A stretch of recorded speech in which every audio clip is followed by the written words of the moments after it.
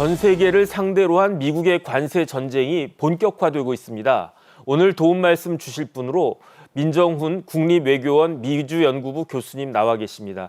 교수님 안녕하셨습니까? 네, 안녕하세요. 그 트럼프 대통령이 캐나다와 멕시코에 25% 관세를 부과하겠다라고 했다가 또다시 한 달 유예했어요. 한 달 유예한 다음에 관세를 부과하고 그리고 나서 불과 하루 만에 또다시 유예. 왜 이렇게 오락가락하는 겁니까? 크게 두 가지 정도로 생각을 하고 있는데요. 네네. 첫 번째는 그 트럼프 대통령이 캐나다나 멕시코에 부과하는 관세 그 율에 있어서 정확한 목표가 없는 것 같아요. 그러니까 관세를 어느 정도까지 부과하겠다 이러한 목표가 정해지지 않고 관세를 수단으로 사용해서 미국이 갖고 있는 이해관계를 캐나다나 멕시코 양국에 좀 투영하는 관철시키기 위한 수단으로 쓰고 있기 때문에 이런 부분에서 뭐 최근에 얘기한 것처럼 유연하게 대응하고 있다. 탄력적으로 쓰고 있다. 이런 얘기를 하고 있거든요. 네네. 그렇기 때문에 아무래도 말씀하신 것처럼 부과하겠다. 추가 관세를 양국에 부과하겠다. 이렇게 엄포를 놨다가 그 양국으로부터 오는 반응을 봐가지고 다시 유예를 한다든가 아니면 미국 내 재계의 어떤 그러한 목소리를 듣고서 뭔가 그 피해가 예상된다. 이랬을 때는 또 유예하는 이러한 모습을 보여주고 있기 때문에 오락가락한 것 같고요.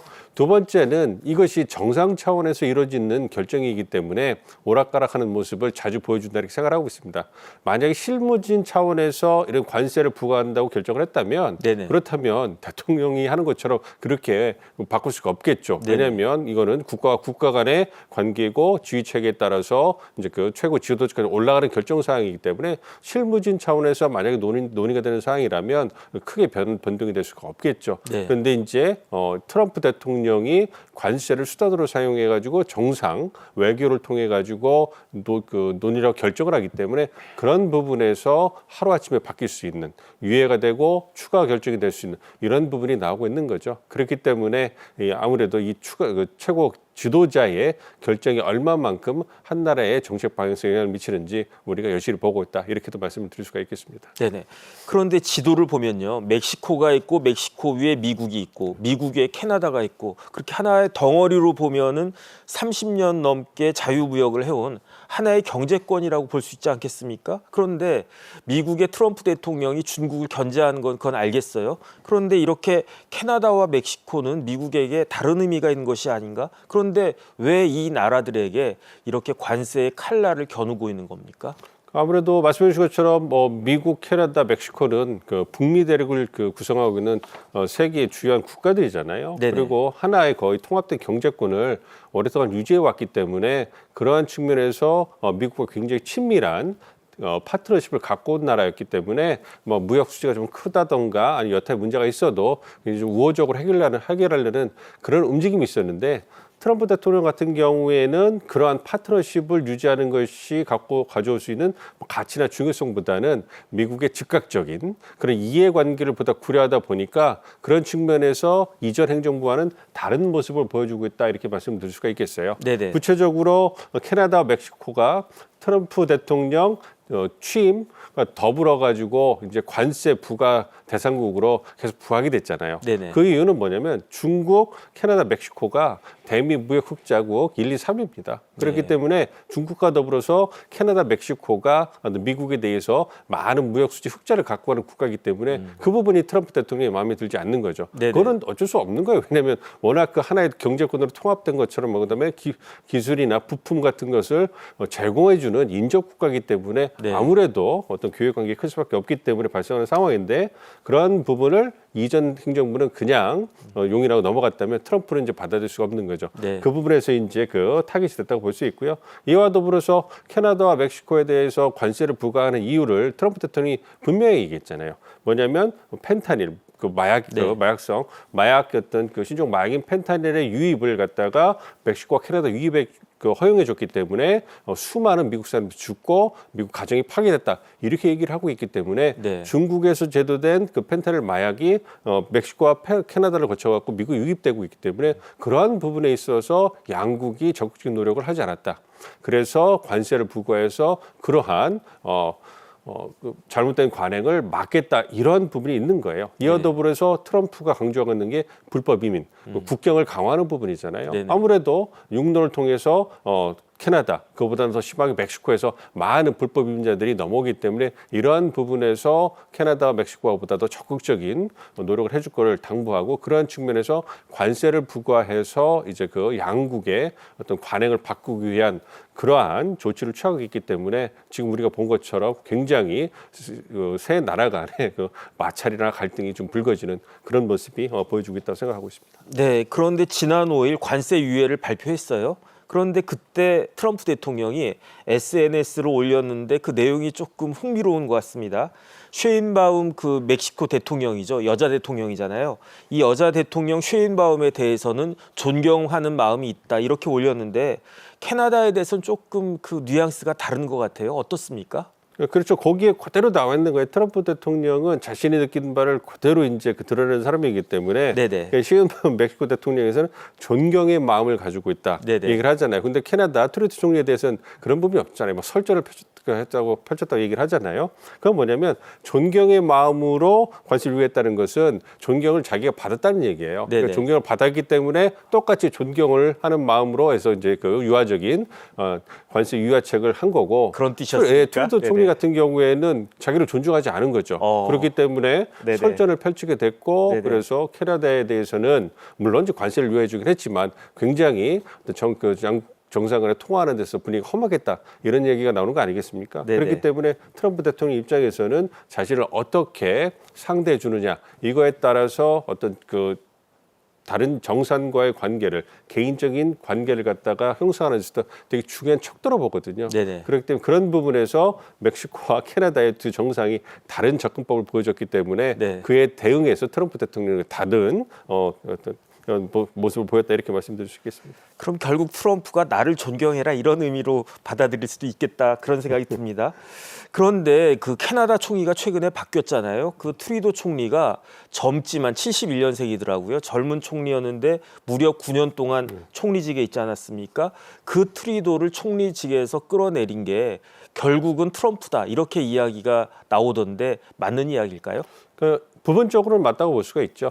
말씀해 주신 것처럼 트루도 총리가 2015년 11년부터 9년 넘게 캐나다 총리직을 수행을 했어요. 그리고 네. 굉장히 젊고 잘생긴 그런 그 캐나다 미래 정치인이다 이런 각광을 받으면서 이제 오랫동안 총리직을 수락을 했고 지금 네네. 수행을 했고 크게 큰 문제 없이 이제 그 총리직 수행을 해왔습니다.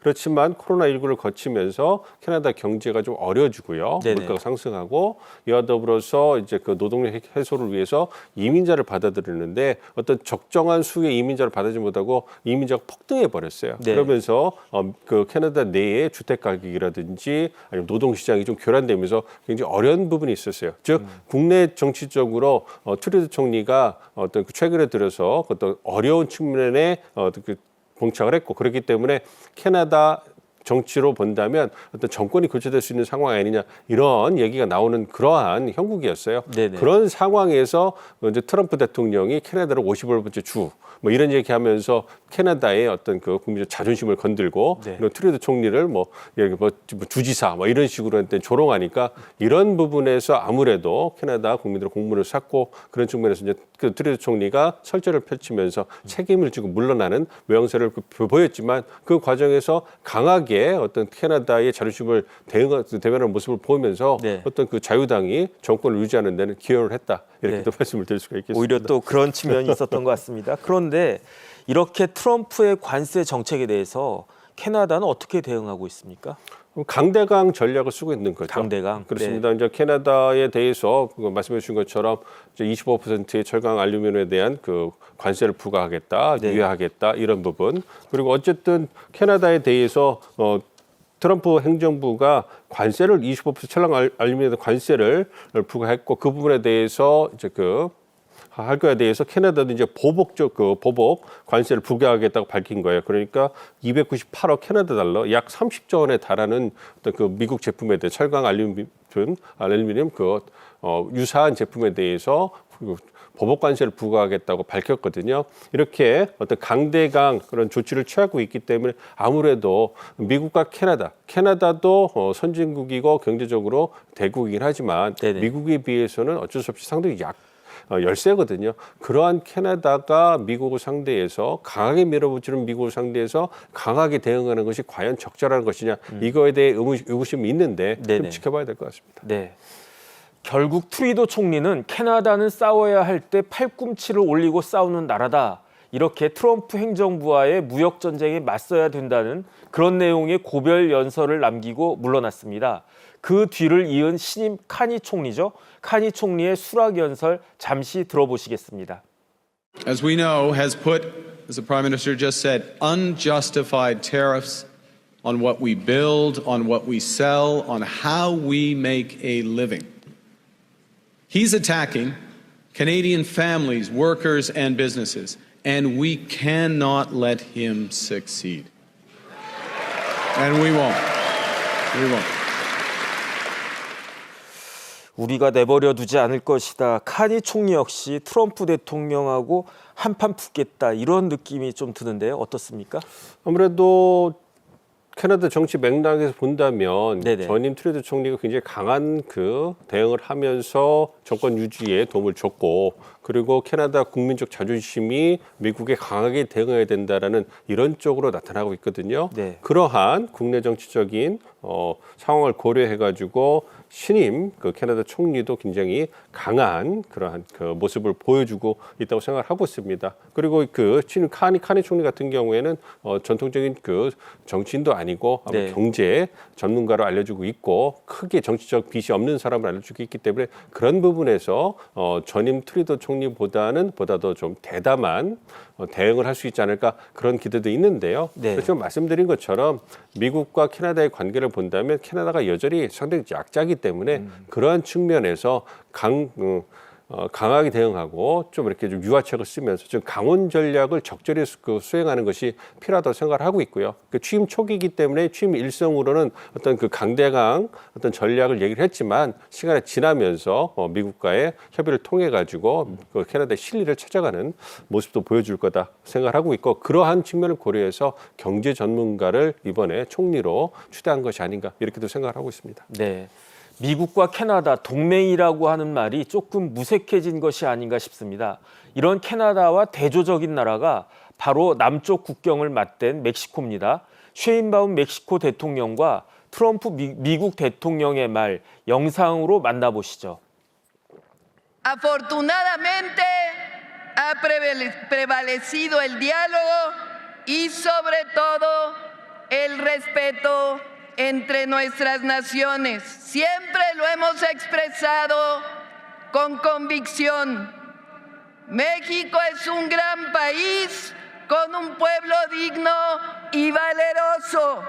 And I spoke to the president of Mexico, a wonderful woman, today, and we helped them out with the problem they were having to do with the tariffs, short-term tariffs.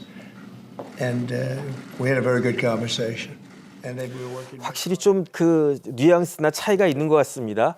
그렇게 관세가 다시 한번 유예되면서 쉐인바움 대통령에 대한 지지율이 무려 85%까지 올랐다라고 하는데 이런 쉐인바움의 트럼프에 대한 접근법은 어떤 것이라고 볼 수 있겠습니까?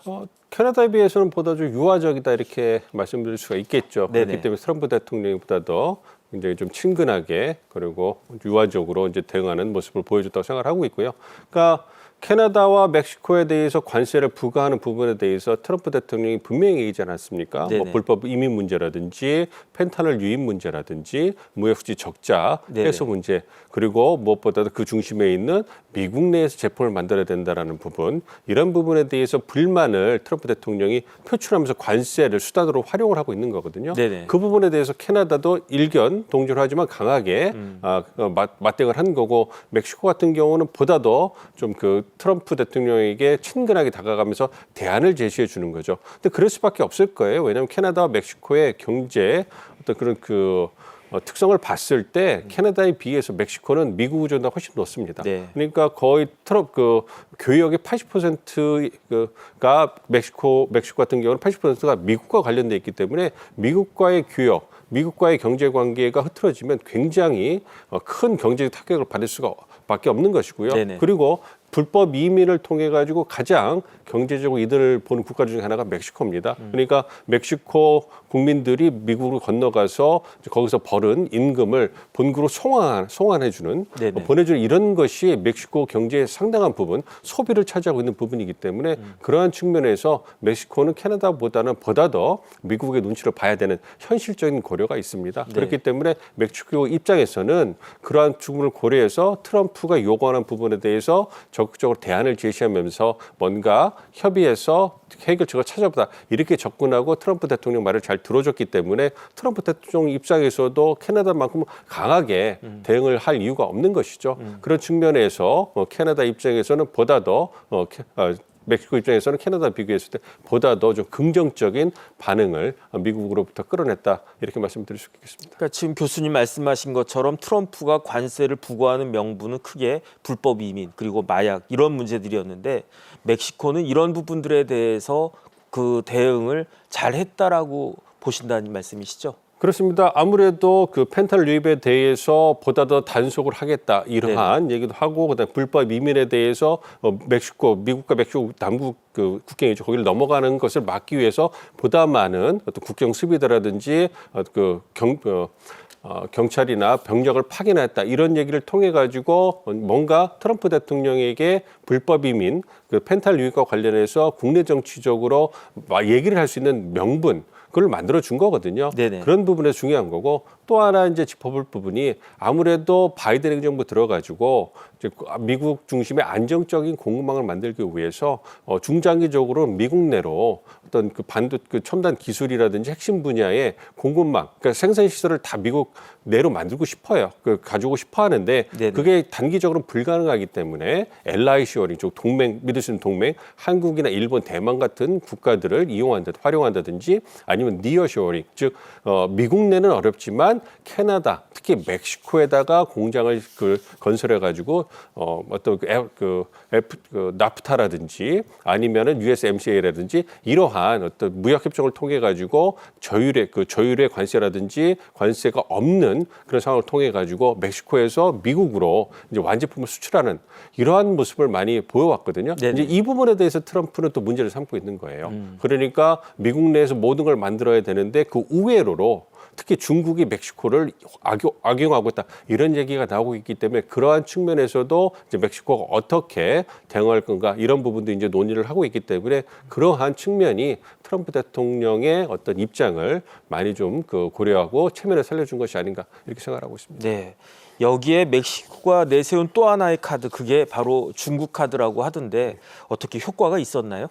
그렇습니다. 아무래도 멕시코 입장에서는 중국도 중요하지만 미국이 훨씬 중요한 경제 파트너거든요. 네. 바로 이웃 국가이기도 하고 그렇기 때문에 이제 멕시코가 중국을 통해서 미국으로 들어가는 마약이라든지 여타 밀수품을 갖다가 단속하기 위해서 얼마만큼의 보다 적극적인 역할을 하느냐 이런 부분에 대해서 이제 수치를 가지고 이제 브리핑을 하고 설득을 했다. 이런 언론 보도가 나오고 있는 겁니다. 그래서 중국산 밀수품 단속의 고삐를 바짝 조여가지고 트럼프 대통령의 좀 환심을 산 것이 아닌가 이런 모습을 보여주고 있고 아무래도 미국 입장에서 트럼프 행정부 입장에서는 중국이 자신의 뒷마당이라고 할 수 있는 중남미의 영향력을 확대하는 것을 굉장히 경계를 하고 있어요. 그래서 예를 들어서 파나마 운영권을 과거에 중국 기업들이 갖고 있는 부분에 대해서 굉장히 불편하게 생각을 했거든요. 근데 최근에 그것을 미국 기업이 다시 되찾아오면서 파나마 운하에 대한 어떤 영향력 미국 회복한 거에 대해서 트럼프 대통령이 최근에 있었던 연방의 합동연설에서 네. 굉장히 자랑스럽게 얘기를 했거든요. 그만큼 어떤 중국이 중남미에 대해서 영향력 확대하는 거에 대해서 굉장히 불편해하고 있는 미국 입장이기 때문에 그러한 부분을 잘 멕시코가 활용을 해가지고 네네. 이번에 자신 자국에 부과되는 관세 카드를 회피하는 그러한 카드로 활용한 것이 아닌가 이렇게 생각하고 있습니다. 네. 그런데 관세는 유예한 것이지 관세를 철회한 건 아니란 말이에요. 그렇다라고 하면은 관세 위협은 여전한 것이다 이렇게 볼 수 있는데 그렇다라고 하면 오히려 캐나다식의 대응이 조금 더 중장기적으로는 더 나은 것이 아닌가 이러한 견해도 있다라고 하는데 교수님 생각은 어떻습니까?